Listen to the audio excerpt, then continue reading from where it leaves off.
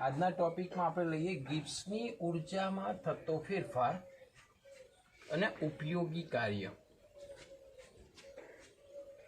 Gibbs મુક્ત ઉર્જા અથવા તો ગિબ્સ ઉર્જા આપણે એવો ટોપિક ટેક્સ્ટબુકમાં જોયો. G is equal two H minus TS અને પછી આપણે એનો ફેરફાર લીધો delta G is equal to delta H minus T delta S અને એના ઉપરથી આપણે અલગ અલગ જજમેન્ટ પણ લીધા કે ભાઈ ડેલ્ટા G જે છે એનું મૂલ્ય જો ઋણ આવે એટલે કે મુક્ત ઉર્જામાં જો ઘટાડો થાય ત્યારે પ્રક્રિયા આપમેળે થાય. આપણે એવું શીખ્યા હતા.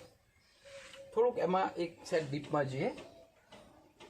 તો જાણો છો delta U is equal to Q plus W, થર્મોડાયનેમિક્સનો પહેલો નિયમ. જો પ્રણાલી દ્વારા કાર્ય થાય તો ડબલ્યુ શું લખીએ છીએ આપણે? માઇનસ લખીએ છીએ.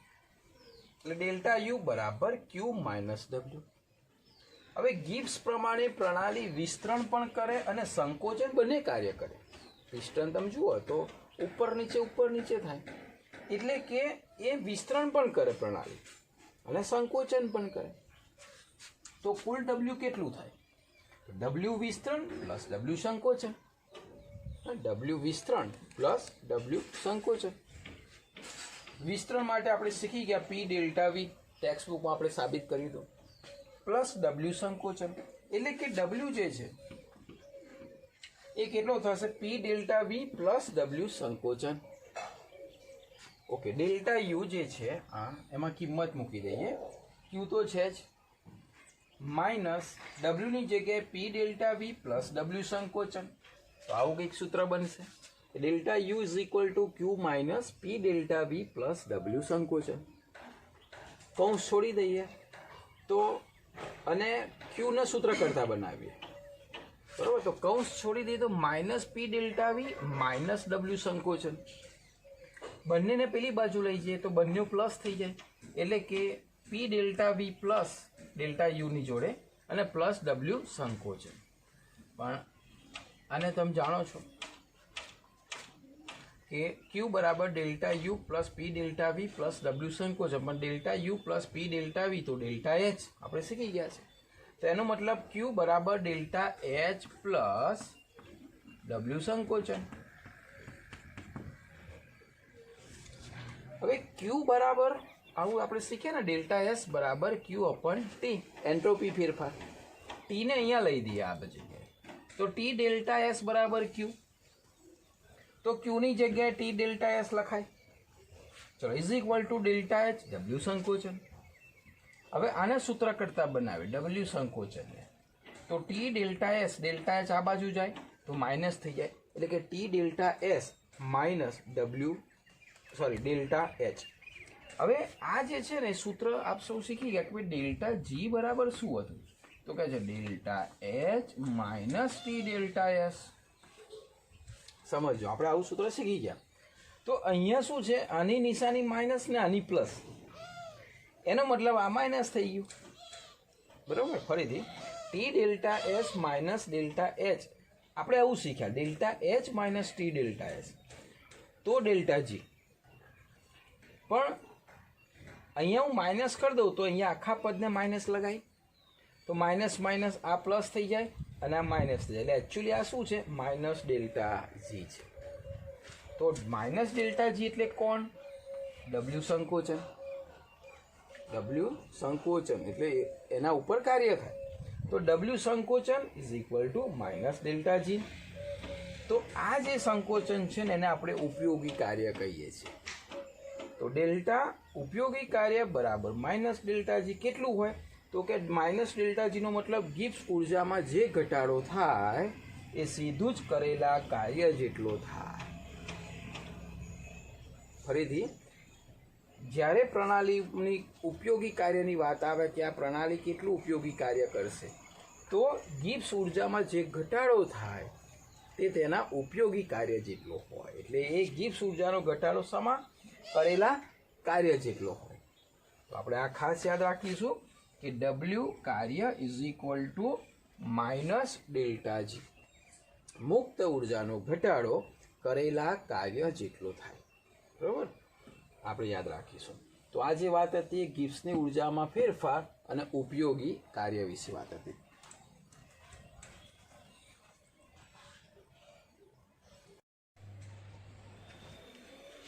જો ઘણા બધા MCQ નિશાની ઉપર પૂછાય છે. સૂત્ર એવું છે કે ડેલ્ટા G બરાબર delta H minus T delta S. આપ સૌ જાણો છો આ સૂત્રમાં આ બધા જે મૂલ્ય છે ડેલ્ટા G ના છે, આ મૂલ્ય છે એ ડેલ્ટા H ના છે અને આ મૂલ્ય છે ડેલ્ટા S ના છે. હવે ડેલ્ટા G નું મૂલ્ય ઋણ હોય તો પ્રક્રિયા સ્વયંસ્ફુરિત હોય, એટલે કે આપમેળે થાય એવું આપ સૌ જાણો છો. તો ડેલ્ટા G ના મૂલ્ય જો માઇનસ માઇનસ માઇનસ છે આ ત્રણ, એટલે કે આ ત્રણ પ્રક્રિયામાં આપણે એવું કહી શકાય કે બે સ્વયંસ્ફુરિત છે. ડેલ્ટા G ના મૂલ્ય જ્યારે પ્લસ આવે ત્યારે આપણે એવું કહી શકીએ કે ભાઈ પ્રક્રિયા બિન સ્વયંસ્ફુરિત છે. એટલું તો તમે ક્લિયર હશો. આ ત્રણ મૂલ્ય ઉપરથી ને આ ત્રણ મૂલ્ય ઉપરથી તમે એટલું તો કહી શકશો કે ડેલ્ટા G નું મૂલ્ય માઇનસ હોય તો પ્રક્રિયા આપમેળે કે સ્વયંસ્ફુરિત થાય. હવે આ મૂલ્ય જે છે એ કોના ઉપર આધાર રાખે? તો સીધી વસ્તુ ડેલ્ટા H અને T ડેલ્ટા S ઉપર. હવે સમજો આ જે T ની વેલ્યુ છે ને એ અહીંયા આપેલી છે આ જગ્યા, એટલે દરેકની વસ્તુ ખબર પડી જાય તમને. ફરીથી આ ડેલ્ટા G ને ચિહ્ન છે, આ ડેલ્ટા H નું ચિહ્ન છે, આ ડેલ્ટા S નું એટલે એન્ટ્રોપીના ફેરફારનું ચિહ્ન છે અને આ T જે છે અહીંયા મેં આપેલા છે. હવે જો બહુ સિમ્પલ વસ્તુ છે. ડેલ્ટા G ઋણ ક્યારે આવે? તો ડેલ્ટા H ઋણ હોય એટલે આ મૂલ્ય ઋણ હોય, એન્થાલ્પીનો ફેરફાર ઋણ હોય. સમજો પછી minus T delta S plus હોય. ડેલ્ટા S નું મૂલ્ય પ્લસ હોય એટલે આ મૂલ્ય પ્લસ થયું, આગળ માઇનસ છે એટલે આખું મૂલ્ય માઇનસ થયું. T તાપમાન કોઈ પણ હોય એની સાથે કોઈ મતલબ નહીં. તાપમાન કેલ્વિનમાં યાદ રાખજો. આ તાપમાન જે છે બધા કયા એકમમાં હોવા જોઈએ? કેલ્વિનમાં, ડિગ્રી નહીં, કારણ કે કેલ્વિન ક્યારે માઇનસ હોય નહીં. તો તાપમાન 0 થી શરૂ કરીને 0 કેલ્વિનથી શરૂ કરીને કોઈ પણ તાપમાન, બધા જ તાપમાને અહીં કિંમત મૂકો. ડેલ્ટા S પ્લસ હોય તો પ્લસ અને માઇનસ એટલે આખું પદ માઇનસ થઈ ગયું, આખું પદ માઇનસ થઈ ગયું. આ તો માઇનસ છે જ, તો માઇનસ ને માઇનસ તો હંમેશા માઇનસ, ચિહ્ન તો માઇનસ જ આવે ને. -3 -2 તો -5. એટલે કે ડેલ્ટા H જ્યારે ઋણ હોય, ડેલ્ટા S જ્યારે ધન હોય ત્યારે કોઈ પણ તાપમાને પ્રક્રિયા સ્વયંસ્ફુરિત હોય. બરોબર. બીજું, હવે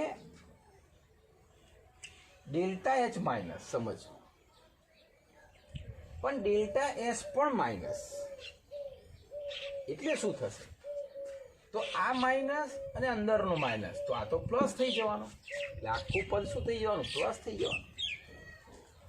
હવે જો આ પદ પ્લસ થઈ જાય, આ પદ માઇનસ છે, તો માઇનસ ને પ્લસ એમાં કોણ મોટું? એની નિશાની અહીંયા આવે ભાઈ. તો આપણે તો આને જ મોટા રવા દેવાના છીએ. આ માઇનસ હોય અને આખું પદ પ્લસ હોય તો પ્લસ માઇનસમાં બાદબાકી થાય, જે મોટાની ચિહ્ન હોય અહીંયા લાગુ પડે. તો અહીંયા મોટાનું ચિહ્ન ડેલ્ટા H જ લાગુ પડે, એટલે એનો મતલબ ડેલ્ટા H નું મૂલ્ય વધારે હોવું જોઈએ. ક્યારે? જો ડેલ્ટા S માઇનસ હોય ત્યારે, કારણ કે આ પદ માઇનસ માઇનસ પ્લસ થઈ જાય, તે વખતે T નું મૂલ્ય નીચું જોઈએ. જો વધારે મૂલ્ય હોય તો આ પ્લસ મોટી સંખ્યા થઈ જાય તો સ્વયંસ્ફુરિત થાય નહીં. બરોબર. એટલે એટલું યાદ રાખીશું કે જો ડેલ્ટા H માઇનસ હોય, જો ડેલ્ટા S પણ માઇનસ હોય, તો નીચું તાપમાન હોય તો જ પ્રક્રિયા સ્વયંસ્ફુરિત થાય, ઊંચું તાપમાન હોય સ્વયંસ્ફુરિત થાય નહીં. બીજું, હવે બંને પ્લસ હોય તો સીધી વસ્તુ, બંને પ્લસ એટલે ડેલ્ટા H એ પ્લસ, ડેલ્ટા S એ પ્લસ, પણ અહીંયા કઈ નિશાની છે? માઇનસ. એ ડેલ્ટા S પ્લસ છે પણ થઈ જવાનું તો માઇનસ જ, એટલે એક પ્લસ ને એક માઇનસ થશે. તો આપણે આ માઇનસની નિશાની લાવવાની છે સ્વયંસ્ફુરિત માટે. એનો મતલબ આ મૂલ્ય વધારે જોઈએ. તો આ મૂલ્ય ક્યારે વધારે હોય? ટી વધારે રાખીએ ત્યારે. એટલે ટીનું મૂલ્ય ઘણું બધું ઊંચું લઈ જવાનું. તો પછી આની નિશાની માઇનસ અહીંયા આવે તો સ્વયંસ્ફુરિત થાય. એનો મતલબ એવો થયો કે એન્થાલ્પીનો ફેરફાર ધન હોય, એન્ટ્રોપીનો ફેરફાર ધન હોય તો ખૂબ ઊંચા તાપમાને જ સ્વયંસ્ફુરિત પ્રક્રિયા થાય. બરોબર?